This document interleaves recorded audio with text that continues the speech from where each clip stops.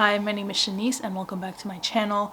I know it's been a few weeks, but life took a little bit of a turn with my mom moving to another state and my having to be with her for a few weeks to get settled in. So filming, even reading was not totally possible. And as you can see behind me, my bookshelves have been moved. Maybe within the next week or two, I will be rearranging them and sorting through books that maybe I don't want anymore. So yeah, I am back. I do apologize for the few weeks of no videos, but hopefully I can catch up with the few videos, I think it's 3, that I didn't do or couldn't do for the past 3 weeks. And hopefully I can just sprinkle them in within the next month or 2. But for now, in this video, I am going to be wrapping up all of the books that I read in the month of March. They were very few, definitely not my biggest reading month at all this year. I was only able to finish 5 books total, and actually I'm kind of cheating because one of those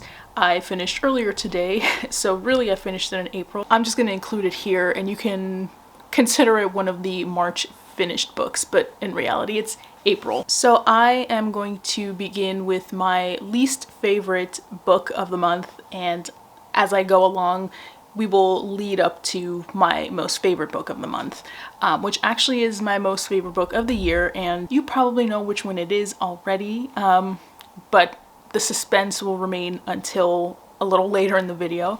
For now, I am going to just disappoint some of you and get that out of the way. My least favorite book, not just of March, but of the year, perhaps of all time, or one of my least favorite books of all time. It is Tess of the D'Urbervilles by Thomas Hardy, published in 1891. I gave this slog 1 star, a very generous 1 star. For those of you who don't know what Tess of the D'Urbervilles is about, it is about a young country lady named Tess. Her family are farmers. They don't have much money. They find it hard to make ends meet. And one day, out of nowhere, the father, John Durbeyfield, he is approached by someone on the road who regards him as Sir, and thus is revealed to him that he is actually in the line of noble people by the last name of D'Urberville. He is a descendant of this noble family, and in fact he would have had a lot of money had that family not, you know, kind of wasted it and spent it all years and years and years before, but he is in fact in a line of nobility. And so John sort of has these airs from that moment on about being rich and having propriety, but really he still has no money and his family has no money. Mrs. Durbeyfield has this plan to have Tess go off to a D'Urberville relative, or someone they think is a relative because they have the same last name, to see if she can work for them. But really she's trying to maybe matchmake here. And thus Tess's life changes. She does go and meet a man named Alec D'Urberville, and from there her life just gets worse and worse and worse. So I found this to be incredibly depressing, and it's intentionally so. You know, it's supposed to be showing us the hard life of a provincial family, which was very common and still is very common for a lot of people. And Hardy really does have a realist touch, so you get a lot of details about farming life, the day-to-day of farmers. And this book is unique in how progressive it is for its time, so my 1 star does at the very least value how Hardy points out the double standards between genders, especially in the way sexuality is viewed for women versus men. Often for doing the same thing, women are punished, but men are just kind of free to do whatever they want. Also, Hardy takes a rather critical look at religion and, you know, question what is God's actual role in poverty, in the struggle of people who don't have money, who don't have homes, who can't find jobs. Isn't it just arrogant and kind of insulting to keep mentioning God and encouraging poor people to find God when they might be the most religious and the biggest believers, and yet their life sucks? It really is critical of organized religion, and one of the characters is atheist, and his bad qualities are not attached to his atheism. They're attached to other things, but I guess I wasn't expecting that in a book written in the 1800s. So, you know, I will give it to Hardy for doing those things. Unfortunately, though, I just found this to be dry. The symbolism is so heavy-handed. The writing is overdone for me. I actually wrote down a few examples because as soon as I finished my book, my copy of the book, I went and dropped it off at a free little library because I don't want it in my life anymore. But I did write down just a few lines that I think show just how overwrought the writing can be sometimes. So this is something that was on page 387. No context really needed. It's more the writing that I'm highlighting here. So Hardy says, "Nevertheless, the visit of Angel Clare to her well-paying tenants, Mr. and Mrs. d'Urberville, as she deems them, was sufficiently exceptional in point of time and manner to reinvigorate the feminine proclivity which had been stifled down as useless, save in its bearings on the letting trade." Just say what you're trying to say. I'm not gonna name the narrator of the audiobook that I was listening to while I was reading the physical copy, but I just found it to be very hokey, the performance, that is. It gave no room for subtlety. Not that the writing really gives you room for subtlety either, so maybe the voice actor was doing what they were supposed to do, but it kind of made a joke out of, you know, a country way of speaking, and the villains just sounded like they were wearing a necklace that said villain. There was no doubt, even if you didn't know who was entering the scene, this person is supposed to be a bad guy because of the way that the voice actor portrayed them. It was a lot. So I did not enjoy this book at all, and yeah, I really do apologize to anybody who does love this. I know it's a classic, and you know, Thomas Hardy is well regarded, obviously, but Tess is just, it was not for me. Next up, in my second least favorite book of the month, unfortunately that one is Ripe by Sarah Rose Etter. I would say that this is another depressing book. Wasn't intending on such a sad month. This captures a millennial's trek through modern day capitalism, a daily job that she hates, the co-workers that she hates, the degrading and potentially unethical tasks that she has to do and has to complete, and that she is in turn complicit in. The disparity between rich people, or wealthy, or at least comfortable people, residents of San Francisco, versus the homelessness that exists side by side in San Francisco. So there were good points here, but I didn't walk away with this learning anything new. I also found like there were too many storylines and none of them had any real momentum. It felt like a first draft of a novel, and sometimes I found the writing was trying too hard to fit this metaphor analogy of a pomegranate and a black hole into the sadder moments of the narrator's life. Sometimes it was like, all right, we got it, we got the metaphor the first two times, like we don't need this thing every other page. So yeah, this was relatable to a certain point, but just not fresh enough for me to like it that much. I'm so sorry to say. Then for a book I gave 3 stars to, which was my big book challenge for March, I finished Richard Wright's Native Son. I gave this 3 stars, and just be prepared if you do want to pick this up.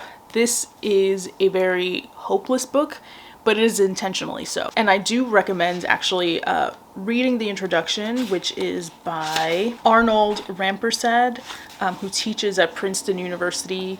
And if you can, read How Bigger Was Born, which was written by Richard Wright. It's at the end of this book, and it just describes the process of how he came to writing this book and what life events inspired him to, or what life events he drew from to write Bigger Thomas's story. So as the introduction and parts of the essay at the end tell us, the main character, Bigger Thomas, isn't really supposed to be redeemable. The crime that he does commit, you know, there's no question about it. But what we're really trying to do here, or what Richard Wright was trying to do, was to contextualize why this specific character, Bigger Thomas, could commit something like this, why he would do it. So it's like a full act of empathy, as reading always is, but this book especially. Richard Wright really wanted audiences to feel uncomfortable reading this. He was actually really upset and disappointed when he wrote this short story collection, Uncle Tom's Children, I think that's the title, and essentially white audiences read that and enjoyed it, or they felt good about themselves, and they felt almost like this self-righteous pat on the back for the good work that maybe they thought they were doing by reading this book, or by supporting the Black community in their personal lives, which was not what Richard Wright was going for, and it's certainly something that he tried to avoid in this book. And I would say from reading this, he probably succeeded. I think maybe people would find discomfort in equating murder to freedom. So yeah, he wanted white audiences, but any audience, to read this and maybe see themselves in the characters that he was critical of, and to realize that maybe the good work that they think they're doing isn't actually doing much. One example that I liked that Richard Wright gave in his essay at the end was how he I think his first job in Chicago was at the Boys and Girls Club, and he was saying that one of his tasks was to help organize like a ping pong game, or, you know, games that the leadership essentially thought would keep the kids out of the streets. And he thought that was torture for him, because some games are not going to get rid of the poverty that those kids are living in, or help their conditions in any way. It's just they're going to have those conditions and they're going to play ping pong. So he really asked people to think through the philanthropic things that people think they're doing and really see, are you helping people? Are you accomplishing what you're really trying to? So I loved those conversations here, and that he was asking people to not just intellectualize oppression and helping people out of oppression, but make sure your actions are truly reflecting that message too. So those aspects I loved and can appreciate as a reader. I will say that near the end, basically the end is just like a never-ending trial speech from Bigger Thomas's lawyer. We do get a bit of the other side's lawyer too, but mainly it's Max, Bigger's lawyer. And I guess it is sort of the example of, here's this white man defending a black man, and he has a chunk of this book given to this man who, yes, is saying kind of the messages. He's laying them out for everyone to read, almost like in his own way, legitimizing everything that Bigger Thomas was trying to do by the crime that he was committing. You know, he's given so much time, and Bigger Thomas isn't in his life. So it is telling and intentional to have that bit at the end, but just reading it, while yeah, some of the things you just do agree with, and they are very nicely said, it was just very long. It was so long, and I wanted Max to just shut up. We got it, you know. But maybe it just depends on the kind of reader you are. Maybe that part was your favorite part of the book. And I would maybe be a little bit more critical and ask yourself maybe why. Because I think Richard Wright is trying to do something with that there. But yeah, I appreciate this book more than I necessarily enjoyed it. I will say I did like that this gave a Black character room for existentialism and introspection in ways that I think a character like Bigger Thomas normally isn't given a chance to. So yeah, that was refreshing for me as a reader, and yeah, I gave it 3 stars. Kind of a mixed bag, but definitely appreciate Wright's intent with this. I actually gave 3.5 stars to this next book. It was my short story collection pick for March, and it's called The Secret Lives of Church Ladies by Dispiace. And I thoroughly enjoyed this. When the stories were good, they were really, really good. For me, the trifecta of this book is How to Make Love to a Physicist, JL, and Instructions for Married Christian Husbands. Those are 3 stories that follow each other. And for me, I loved each of them. I think Philia has a lot of strengths as a writer, and one of the biggest strengths is how she compresses time, but also manages to fit a vast scope of time in such limited passages. I did mention those 3 stories. For me, I think what prevented me from giving this any higher of a rating is that I felt like finally when those 3 stories hit, the collection was like really starting to become alive, for me at least. And then when the stories that followed it didn't exactly match that, it almost like made the collection feel a little incomplete. Like maybe she needed to write more stories and substitute some of the ones in here with those better stories. There was just something a little uneven about the collection for me, but I know that's not a very popular opinion, but still really good. Just maybe not the most standout story collection I've ever read, but very happy that I did end up reading this. And then finally, my favorite book of March, of the year so far. This is by now one of my favorite authors of all time, and without further ado, it is Clarice Lispector's Complete Stories. It's actually not only short stories. There are a few essayistic pieces here, some almost flash fiction.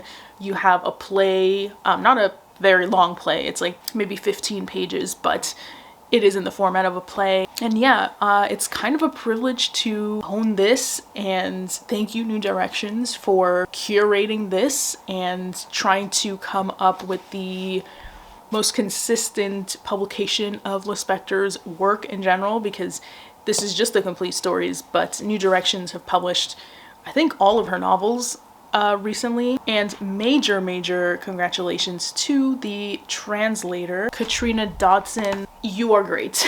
You are fantastic. Benjamin Moser, I think, given news as of like late last year about him kind of taking ownership of Katrina and another translator's work as his own, is not great.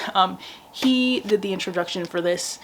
You can read it. I wouldn't say it's the best introduction, even without considering the news of, you know, what I just explained. It's just kind of like telling us that she was beautiful. Clarice Lispector was beautiful, and isn't it crazy that she's also like intellectual too? It's like, that's not revolutionary, Benjamin. It's just not. I did obviously give this 5 stars.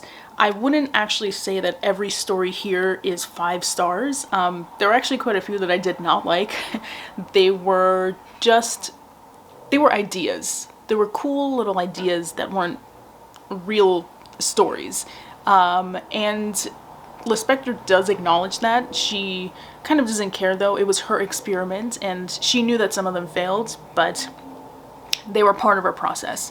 So I can appreciate that too. But, you know, as a reader, some of these were duds. Some of them were too long. Some of them were too short. She's very philosophical and brilliant, like way smarter than I will ever be. And some of these are hard to get through. They're a challenge. But her use of language is, you know, I've only ever felt the way I have about her writing as I have with Nabokov. And surprisingly, Jeff Vandermeer also agrees with me. He said, a genius on the level of Nabokov. Like, I wasn't even aware that people do compare her to Nabokov. And then the Millions, their quote is, "To call the release of Lispector's complete stories in English an epiphany may sound like hyperbole. It's not." This is just incredible. I don't know how else to describe it. My favorite short story, I think, of this entire collection, I'm just flipping through here, is probably Obsession. It's the one that just floored me. It's the second story here, and she wrote that like before she was 23. It's incredible. Her phrasing is out of this world. She will describe something average in a way that you have never thought of it before, and wow, like, it's inspiring, it's humbling.